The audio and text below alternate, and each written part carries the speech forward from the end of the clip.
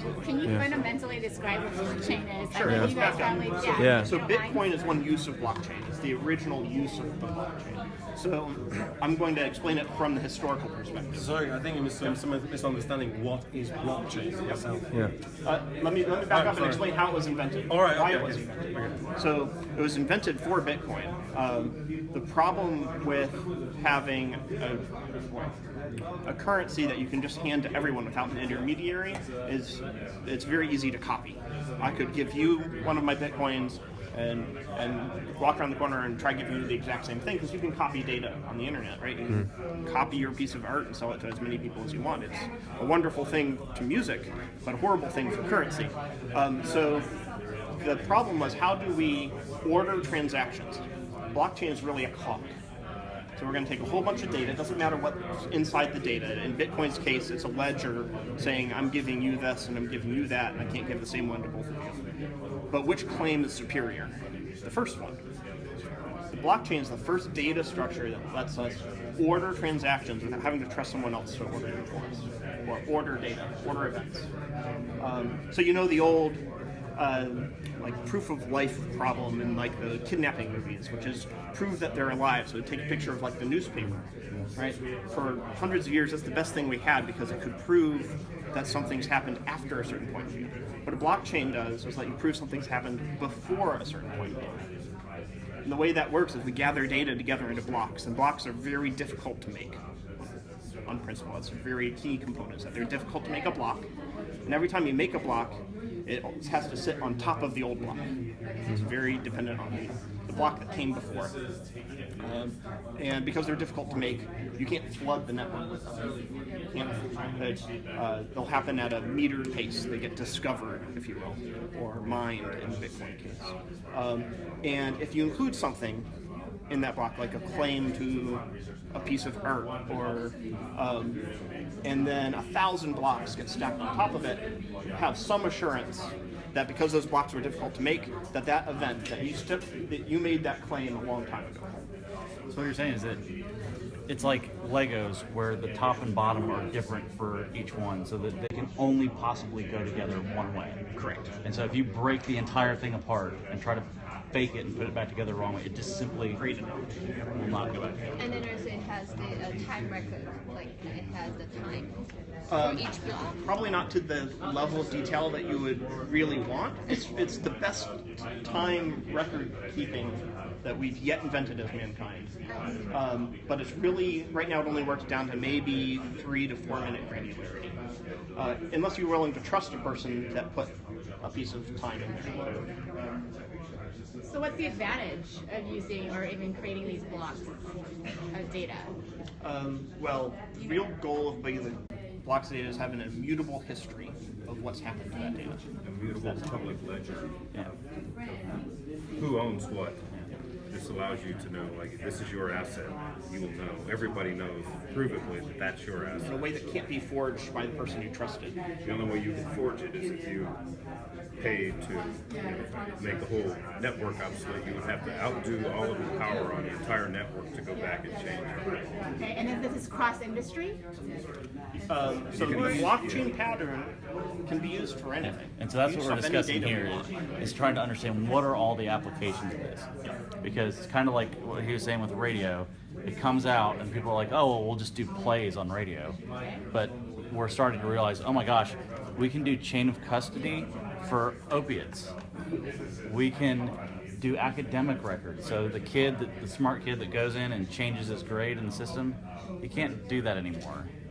Because it's really a write-only. You can, every time you write, there's a new record, right? And so It's logging a marijuana DNA strand onto the blockchain so that he can prove a medical marijuana strand is specifically this strain, and it's not a forgery or a clone. Anytime you need to prove the age of data, really that's the fundamental thing that a blockchain gives you, is to prove the age of data. So DRM is, I made this song, here's the signature of this song, right? And this is mine, and then some copycat, some copycat comes and says, I made it too. It's like, oh no. But do you drop the song into the block? Or is it a reference It's the out? data. It's the data. So the whole song goes in, like the Beyonce song goes in there. You can do a hash, or you can do a checksum. Yeah. But how does that work? How can you? So if I say, okay, I have title in my house, but go look at this document, I could just go change the document wherever it is. No. So that's why you have to put enough information into the block so that it proves that.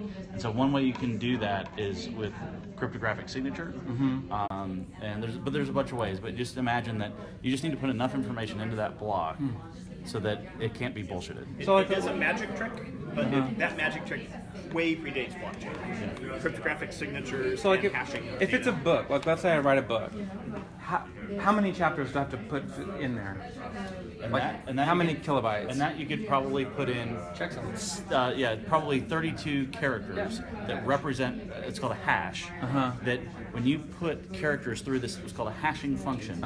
It gives a unique 32 characters out, and there are 10 to the 20 something like number of combinations that can be represented. So it's statistically impossible to get that same 32 character combination from any other. And then it'll reprint my book, like it has all. No. It only goes one way. One way. It's one the way. feature. That's what a hash does. The hash is a one-directional cipher. It just has the date on it. When somebody copies your book and tries to sell it, you can go, no, I wrote that I book. can prove, yes. And here's on the blockchain. Yeah. I wrote Okay, it 2 I'm years gonna ago. trust you on that one. I'm gonna totally get Are it. blockchain writers a unique skill set in and of itself? Like, do you have to know how to write a blockchain? That I don't. There are vendors that will help you. IBM has a platform offering, for example. They're still very nascent. Just in the last couple of years has this become. So it's proceed at your own risk. It depends on how secure you want it. If you want the most secure blockchain, you're going to want to put it onto the Bitcoin blockchain because that's the longest chain that is the most expensive to recreate. The blocks are the hardest to create. Of all the different blockchains, one of the hardest to create blocks are the Bitcoin. Because it would cost you millions The of size dollars to reconstruct just to it. change Every one of the those network in proof 10 of minutes. work that it's more than the stars of the universe thing tied to It's compute. not strictly aged. So I asked this question earlier before we got going. So the security thing is interesting to me. So, but you can, when you said earlier, I think I said that you can still break into the block though, so you can actually see the data. Right? You can break in and look at it, Yes. but you can't change it. No, it's just to prove, to prove a public ledger.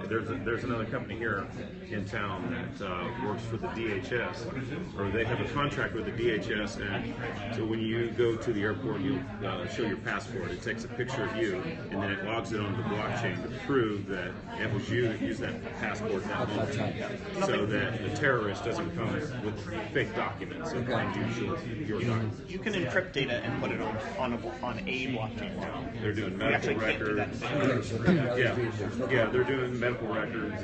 Gates Foundation also invested in them. They're keeping track of medical records in Africa to help them. Because nobody has records there, so this is to try to help people in Africa prove, keep track of what their medical records are. The question, though, is how big, and I know there's been debates, did they increase the block size? I know there was a big problem with the scalability of Bitcoin because you can only do something like 7 transactions a second or whatever it was. Did they increase the block size? Not yet. There's There's a big still debate about battling that, right? over that. Yeah. Massive debate. And we started talking about it, but who are some of the leading kind of service providers or companies or startups that are helping people access this kind That's of? what I'd love to learn in this Yeah. session. But you're giving a big. In what aspect? In all of these different aspects, I mean, how do you access this kind of tech if you're a non-tech person? If you're a manager in a company and you want to know how If you wanted to... to secure the data, medical data, or whatever, Yeah, you would sure. go to Factum and you buy these factoids, and it's a token that represents your hash. That's logged onto the Bitcoin blockchain to secure it. So you can actually buy it through Factum. Factum. Secure your data through them. So it's these third-party services that are building. And they're their services decentralized on top of services? I mean- whatever blockchain. Like Factum is actually compatible with multiple blockchains, not just Bitcoin. Right. But Factum is what? It's an organization. It's a... Base data stores, and looking back in the day, Formix, whatever, right? And it's just a data store, and then you're going to see all these applications built on top of it. It's just a storage.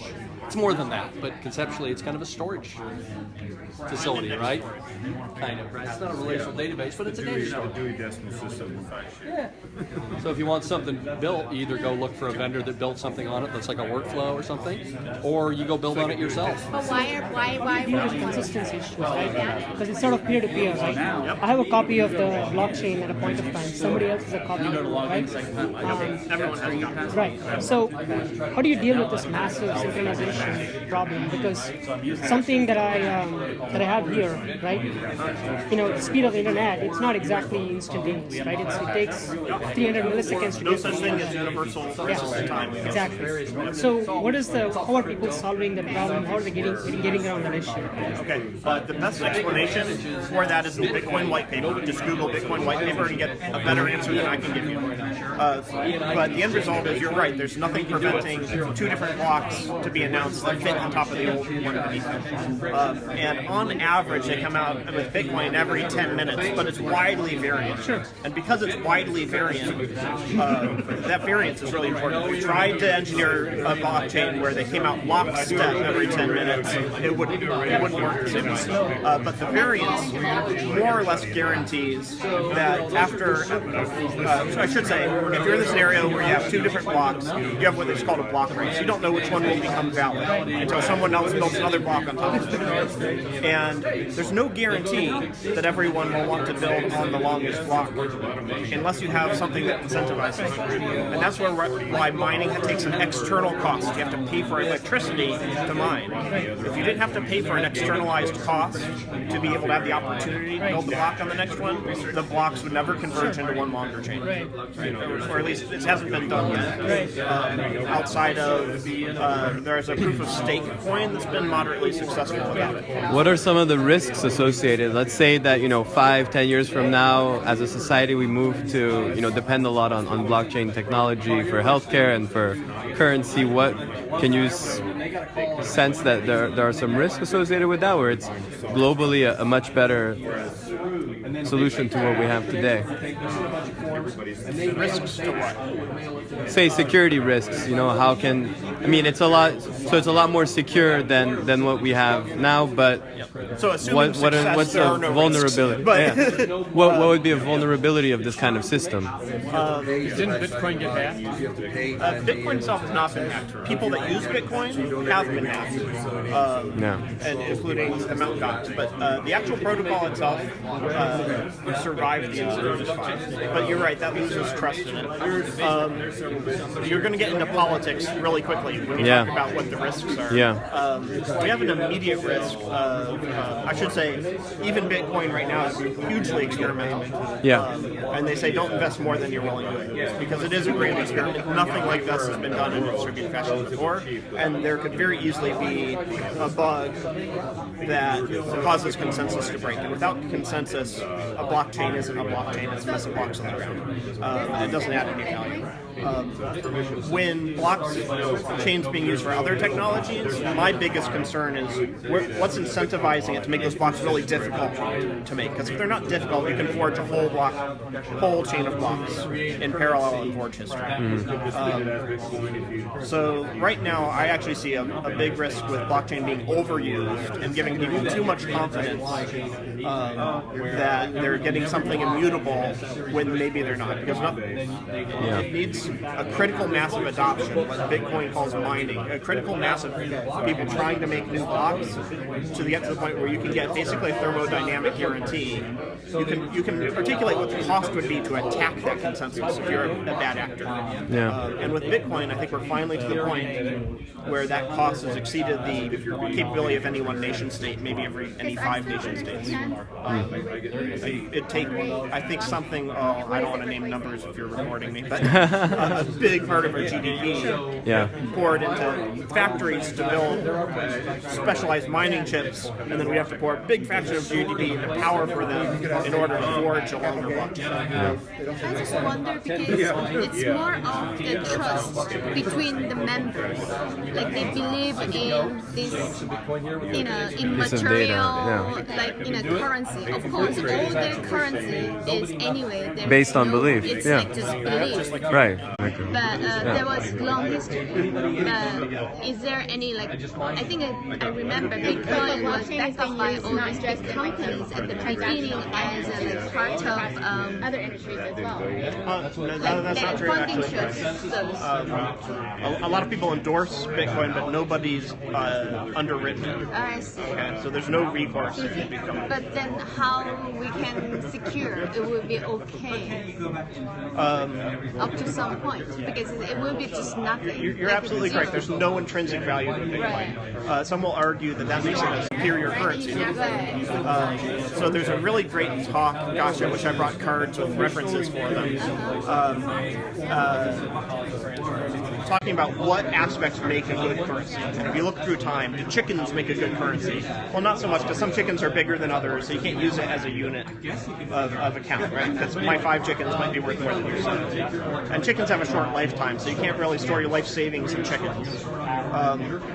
So we don't use chickens. We want something that's more fungible, better store of wealth.